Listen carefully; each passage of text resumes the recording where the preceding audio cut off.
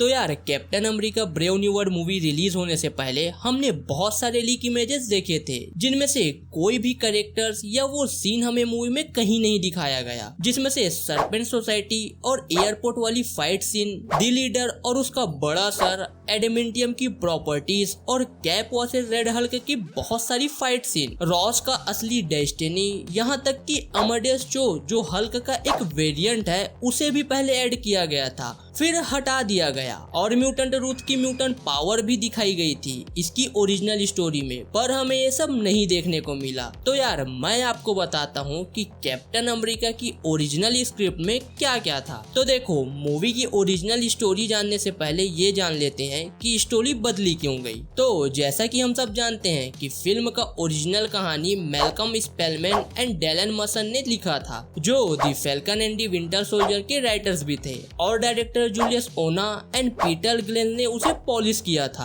लेकिन ये script writers strike के खत्म होने के बाद कई बार रीराइट हुई। पहले मून नाइट के राइटर मैथ्यू ऑर्टन को रीशूट से पहले स्क्रिप्ट को रीवर्क करने के लिए हायर किया गया, लेकिन उनका नाम फिल्म के फाइनल वर्जन में क्रेडिट नहीं किया गया। दूसरी तरफ राइटर रॉब एडवर्ड को सिर्फ राइटर का क्रेडिट ही नहीं मिला, बल्कि उन्हें स्टोरी बाय का क्रेडिट भी दिया गया, जो दिखाता है कि उनके चेंजेस का फाइनल प्लॉट पर काफी बड़ा इम्पैक्ट था। फिर फिल्म के 22 दिन के रीशूट्स जून 2024 में हुए और एक और छोटी राउंड की पिकअप्स नवंबर में की गई। अब देखो, ये तो थे सिर्फ राइटर्स के डिटेल्स कि बैक एंड पर क्या क्या हुआ। अब बताता हूँ मैं आपको कि मूवी से डिलीट क्या क्या हुआ। तो स्टार्ट करते हैं सरपेंट सोसाइटी और एयरपोर्ट फाइट सीन से। अब देखो, पहले सरपेंट सोसाइटी में असल में 5 स्नेक्स थीम सुपर विलन होने वाले थे, जिनको लीड रोजा सलेदार के कैरेक्टर रेचल लेटन एके डायमंड बैक कर रही थी, जो इनिशियली जियान कार्लो एस्पोसिटो के साइड वाइंडर की तरह एक रोल प्ले कर रही थी। टीम का एक और नोटेबल मेंबर क्लॉस वॉरहेस एके किंग कोबरा था, जिसे WWE wrestler Seth Rollins play कर रहे थे।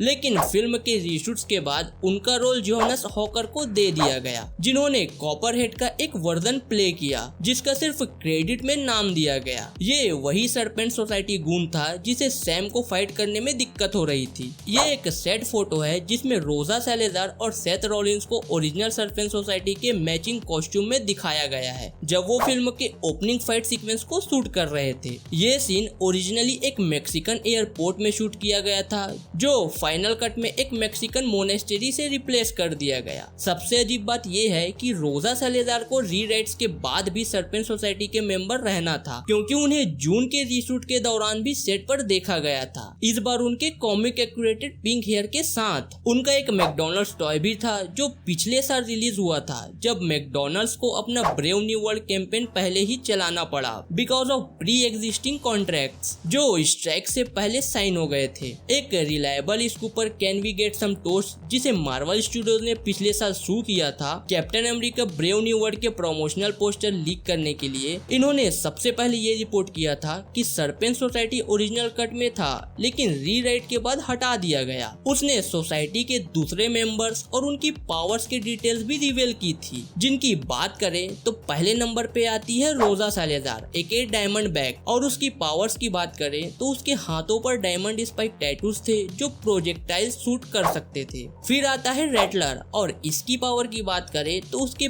पैरों से सोनिक बूम निकलते थे जो रेटल्ड करते थे, जिसके वजह से उसका नाम भी पड़ा होता है। फिर आता है कॉन्स्ट्रक्टर, और इसकी पावर की बात करें तो उसके हाथों पर चार्ज कॉइल टाइप होता है। अब इससे ज्यादा डिटेल में नहीं दे सकता भाई, आप खुद ही गूगल कर लेना। फिर उसके बाद आती है ASF, जिसकी पावर हाथों से लाइट ऑफ फायर फिस्ट आती थी। और लास्ट में आता है कोबरा, जिसको WWE star Seth Rollins play करने वाले थे। और रहा बात उसकी पावर्स का, तो उसके मुंह से निकलने वाले दांत एसिड स्पाइट करते थे। अब देखो, रीशूट्स के बाद टीम के 3 और मेंबर्स और उनकी यूनिक पावर्स हटा दी गई, जो मार्वल यूनिवर्स के दूसरे गुण से उन्हें अलग बनाती थी। एक और अपडेट जो Can we get some Toast ने दिया था, वो ये था कि ओरिजिनल फाइट सीक्वेंस एयरपोर्ट में होती, जिसमें सरपेंट्स के अगेंस्ट फाइट में इसाया ब्रेडली भी सैम और फैल्कन के साथ कैप सूट में होते, जो सैम ने उसे दिया था। और अब बात करते हैं दी लीडर के बड़े सर की, जिसे मार्वल वालों ने चेंज कर दिया।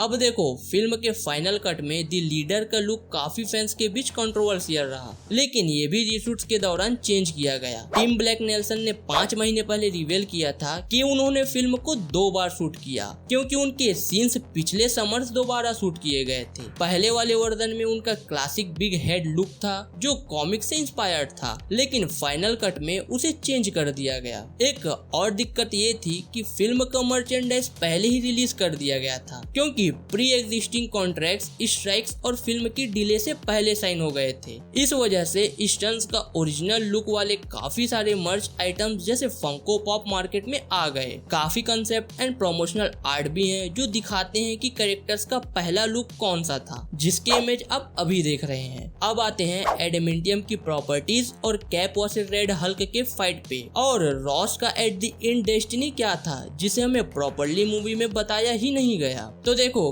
Can we get some Toast के मुताबिक ओरिजिनल कट में एडेमेंटियम गामा रेडिएशन एब्जॉर्ब कर सकता था। ये कैप का सीक्रेट वेपन था रेड हल्क को हराने के लिए। कैप एडेमेंटियम का यूज करके रॉस की पावर एब्जॉर्ब कर लेता, जो उसकी अपेरेंट मौत का कारण बनता। इस वजह से एक फ्यूनरल सीन भी शूट किया गया था जो ओरिजिनल प्रोडक्शन के दौरान हुआ था। इसका एक सेट फोटो भी है जिसमें सैम और लेला दिख रहे हैं। ये वही दिन था जब लिव टेलर पहली बार सेट पर आई थी, जिसका पापाराजीज ने एक फोटो लीक कर दिया था, जिसकी वजह से मार्वल स्टूडियोज ने उसी रात ऑफिशियली कंफर्म किया कि वो फिल्म में है। एक और leaker My Time To Shine Hello ने 2023 में बताया था कि पोस्ट क्रेडिट सीन में बेटी भी होती, लेकिन उसके कॉन्टेक्स्ट नहीं दिए गए। एक ईयरली टेस्ट स्क्रीन लीक के मुताबिक पोस्ट क्रेडिट सीन में बेटी अपने बैकयार्ड में फेरी फुटस्टेप देखती है और फिर रेड हल्क की ग्लोइंग रेड आंखें दिखाई देती है, जो कंफर्म करता है कि वो जिंदा है और अभी भी हल्क फॉर्म में है। और यहाँ तक कि हल्क के एक और वेरिएंट अमाडेस जो को पहले ऐड किया गया फिर हटा दिया गया। असल में होता ये कि ओरिजिनल कट में सैम को स्टन की सेल से मिले पिल्स के बारे में पता नहीं चलता। रीशूट्स के बाद एक सीन ऐड किया गया जिसमें सैम और वॉकिंग टोरेस स्टार्क इंडस्ट्रीज जाते हैं एक स्मार्ट साइंटिस्ट से मिलने के लिए, जो अमाडेस चो होता है, हेलेन चो का बेटा, जिसे लोगन किम ने प्ले किया था, जिसके रूमर्स भी निकल के आए थे। और जब अमाडेस को पता चलता है कि पिल्स गामा रेडिएशन से कोटेड है, वो सैम को कॉल करने की कोशिश करता है, लेकिन दी लीडर उसे रोक देता है। पिकअप्स के दौरान ये सीन हटा दिया गया और अमाडियस की जगह डेनिस का सीन डाल दिया गया। एक टेस्ट स्क्रीनिंग के मुताबिक पोस्ट क्रेडिट सीन के शुरू में सैम दी लीडर से पूछता है कि क्या उसने अमाडियस को हल्क जूस दिया है, जो एमसीयू में अमाडियस का ब्राउन बनने का सेटअप करता। और हल्की नहीं, यहाँ तक कि म्यूटेंट रूथ की म्यूटेंट पावर भी हमें इस मूवी में देखने मिलती, क्योंकि एक टेस्ट स्क्रीनिंग के हिसाब से ओरिजिनल कट में रूथ की म्यूटेंट पावर होती है जो उसने ईसाया को रॉस पर अटैक करने से रोकने के लिए यूज की थी,